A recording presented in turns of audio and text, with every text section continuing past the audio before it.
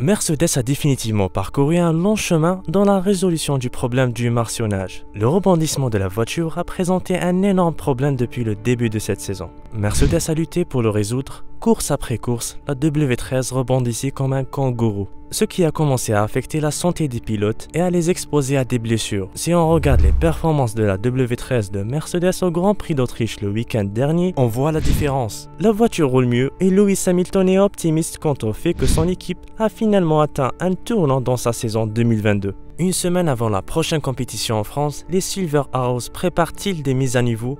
Toto Wolff prendra-t-il une décision d'ajouter des améliorations à la voiture? Si c'est le cas, de quoi s'agit-il?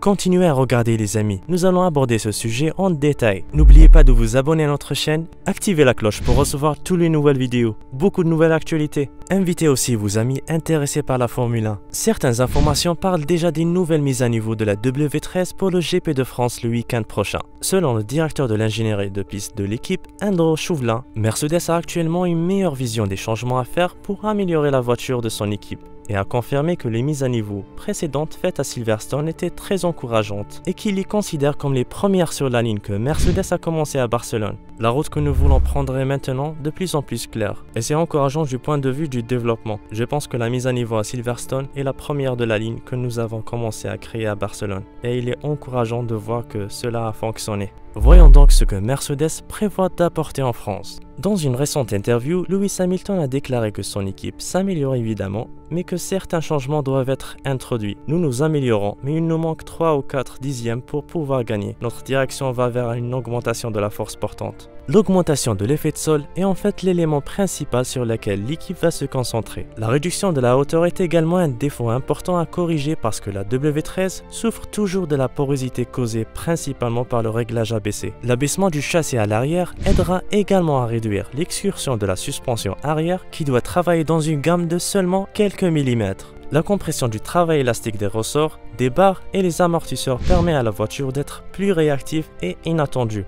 Dans cette situation, Hamilton et Russell sont plus susceptibles de commettre des erreurs et des déviations hors piste. Hamilton a insisté auprès du staff technique de son équipe pour qu'il prenne des mesures afin de corriger les résultats des incidents de vendredi. L'équipe a dû travailler très dur pour réparer nos monoplaces après les 2 accidents du vendredi, surtout la mienne qui était presque à refaire. L'aérodynamique est principalement faite pour répondre à la récupération de la W13. Mais le châssis et la suspension sont plus pour augmenter l'effet de sol. En effet, la W13 a une faible régulation pour mettre le plancher en dépression. Le pas dans le frein ainsi que le roulement dans les virages a une gamme millimétrique gérée par les suspensions à poussoir. Grâce aux valves de régulation du débit hydraulique, la progression de l'amortisseur est de mieux en mieux. Le troisième élément est un pack de ressort à disque avec une rigidité non progressive qui peut régler la compression exacte du pas dans le frein.